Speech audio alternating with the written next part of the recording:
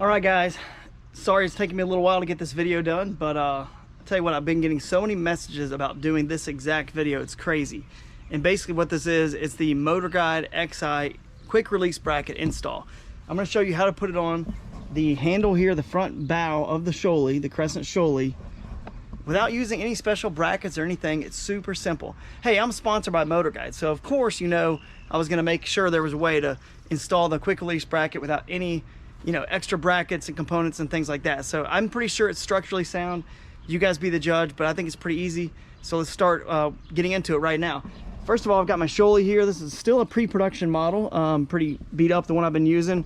Hey, by the way, I don't even have a production model Shoalie yet. So a lot of you guys out there have one, congrats. I don't even have one yet. So I've been kind of pushing my production one off. I'm waiting for as many dealers as possible to get them before I take one of those. So congrats if you have one. It's a pretty cool boat and glad people are enjoying it so far.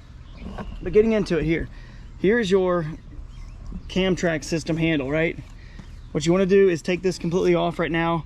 There's going to be insert under here. I'm going to show you, and an insert under here, but we're just going to use this one. This is the only one we're going to use, and some of the track. So first, let's just quickly take off this strap here.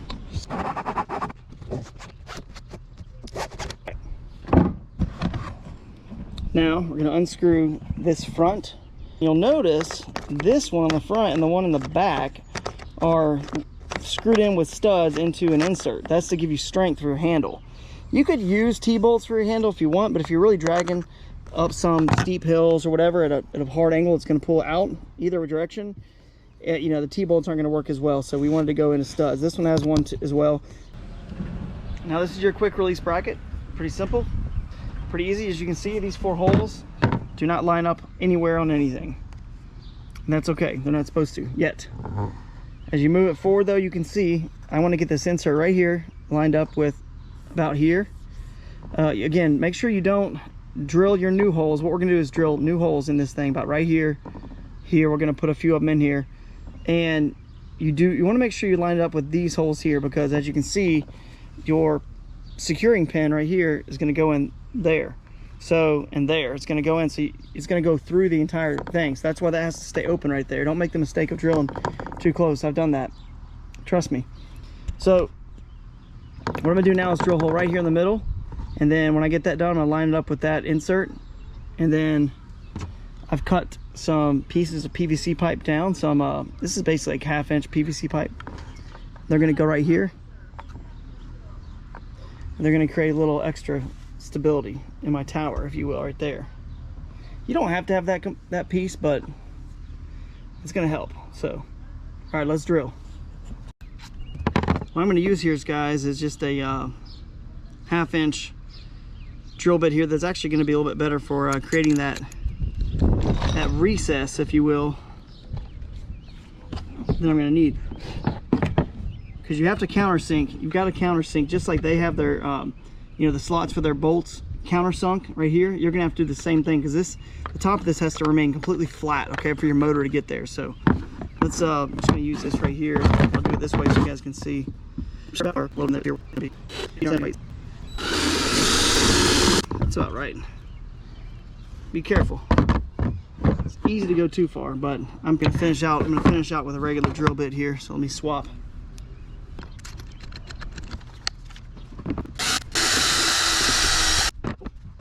I'm actually gonna do the same thing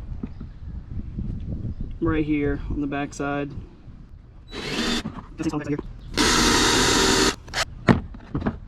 Countersink this second one here as well. Perfect. As you can see, I'm gonna have one hole in the middle here lined up, and my new bolt's gonna go down here through my spacer into this insert right here. All right, guys, there's a couple different link screws you're gonna need. Really, you're just gonna need one that's this is a 3 inch, okay? The one that's gonna go in the front insert here is gonna need to be longer. This is my 3 inch piece. Pretty sure it's 3 inch, maybe 2 3/4, but these here are 2 1/2, I believe, and they're gonna be the ones that are gonna go here with eventually a T-bolt into the track, and then here with a T-bolt into the track as well. I'm probably just gonna do 3. I think that's plenty. But So let's see what happens here when I line this up. See the insert in there? Okay. And I'm going to take this guy, real nice and gentle. There we go. I think it's lined up. Drop that in.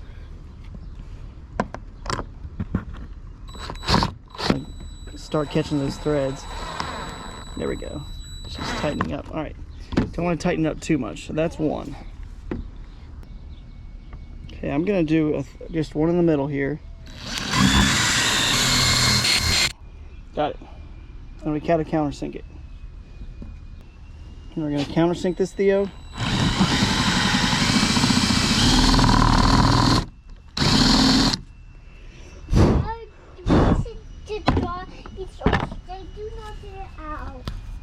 Yeah, I'll watch the doggies. I'll make sure they won't get out. You need to put some pants on, dude.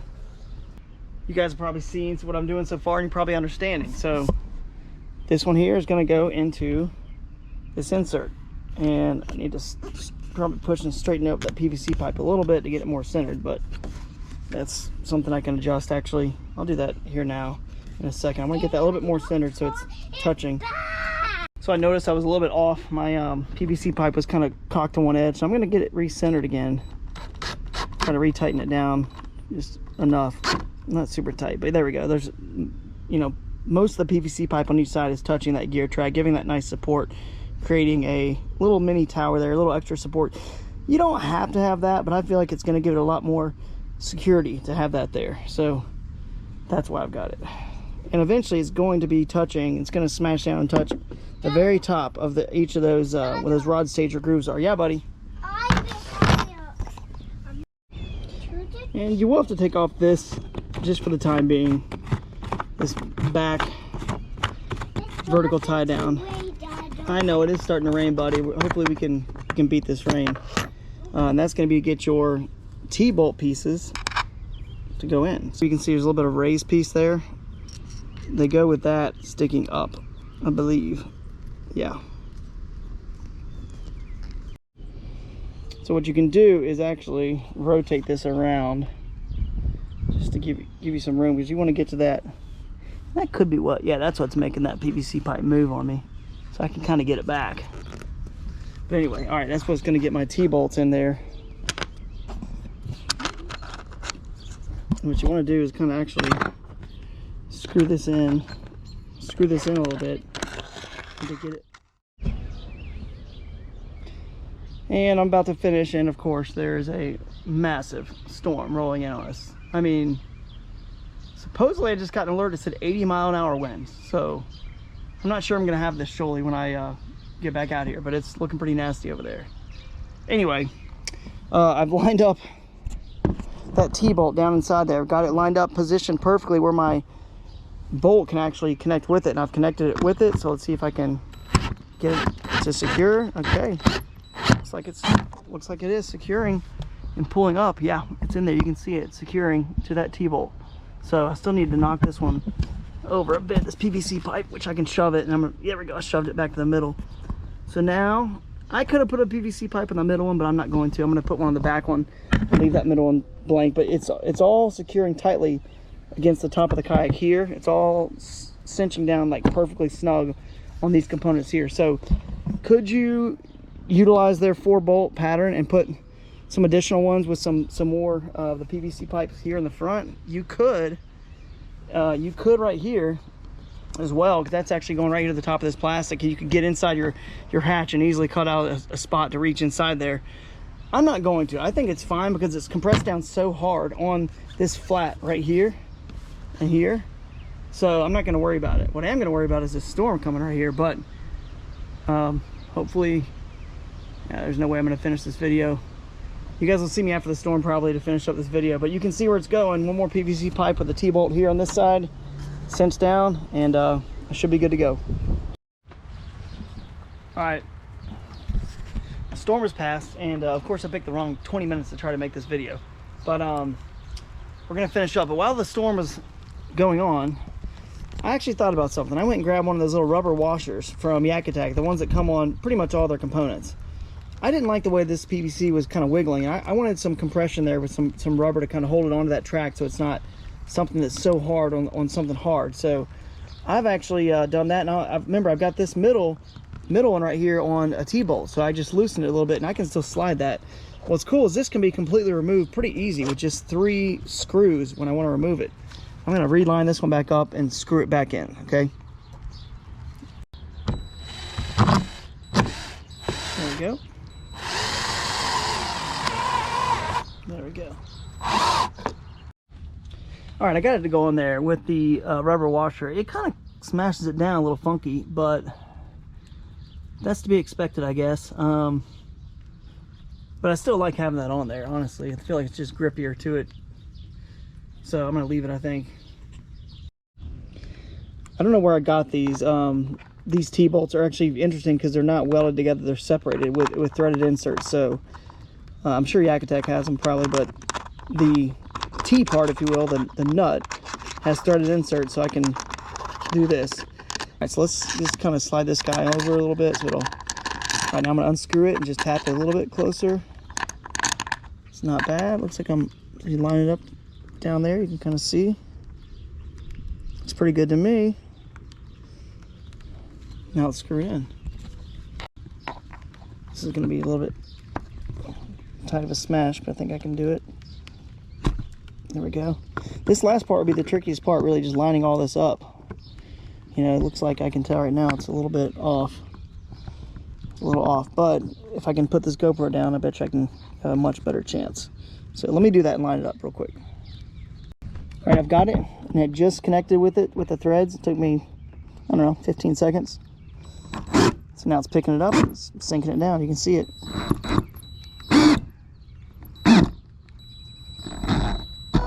That is cinched, okay? Cinched really tight. I'm gonna do this middle one now. Redo the front one a little bit more, just for good measure. And that insert, that's the most important one. Okay, not as pretty as I like it on that washer, that rubber washer, but it's doing its job. So now this thing right here, in theory, this is on, man. I mean, it's on. It cannot flex. I cannot flex it. I'm trying to go left and right now. I cannot flex it left or right because it's on this landing. It's hitting this landing flush, so it's not moving. I mean, there's 3 secure points. Honestly, do not think you need to do these here or these here at all. What's cool by not doing that is this is all going to be removable. 1, 2, 3, slide it out. You're done. If you want it completely off, but really it's not a big deal to have it on there. I mean, you can still run your cam strap through and under here and use the handle, right? You can actually put this back on. This is really cool. So let me show you this. This right here goes back into your insert. See, like I said, there's an insert here. It's your vertical tie down. So I'm gonna reinsert this right here, screw it in. And what's really cool is once you put the motor on, you'll see when you crank this down all the way tight, this level right here matches up with this level. This is all gonna be level. So your motor is actually gonna be contacting here as well. So it's contacting all this, a lot of area. So it's getting good support. So I'm gonna just keep it just like that. And I actually can put my cam strap back on if I want to, and I think I will choose to do that. I actually kind of did a unique thing where I weave the handle underneath. This sucker here will be now used as my handle, just like that. So that's what I'm gonna do. We'll see how it works real quick. Let's put the motor on and check it out. All right, now to see if this thing fits. In theory, it should. Everything should be fine. You can tell this is my motor because this part's broken. That's what I did to mark it to make sure nobody got confused with mine. There we go. Slid right in. This thing's not going anywhere. It's easy. And then I'm gonna run my wiring, which that's a whole nother video, but I'm gonna run the wiring all through here internally. It's gonna be nice and smooth.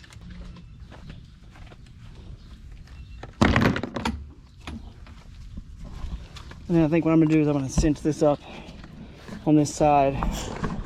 It's not in use. Now I can cinch that up out of the way and put the excess in the hatch, which I'll do later, but you get the idea. And that way that's kind of underneath there out of the way. But yeah, that's it.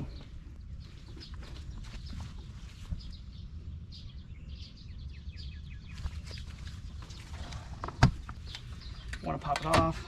Pop it off. Real quick. And of course, you can just paddle and leave that on there. But if if that's an eyesore, you can take it off quickly with this method with the track. And then got my handle. I'm carrying it, and obviously I'll stow this inside that hatch, but you may need to tow it, so you can extend it for a tow strap or whatever you need to do. So hopefully that answers questions. I don't know what other questions you would have, honestly. That's pretty simple. All right, guys, very rough and raw testing of a motor on the Shoalie for the first time here at Lewis Smith Lake in Alabama.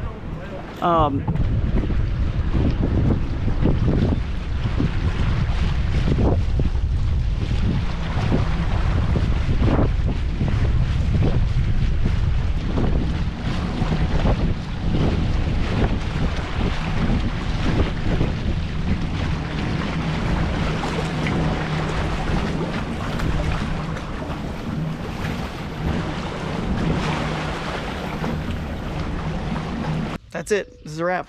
See you guys.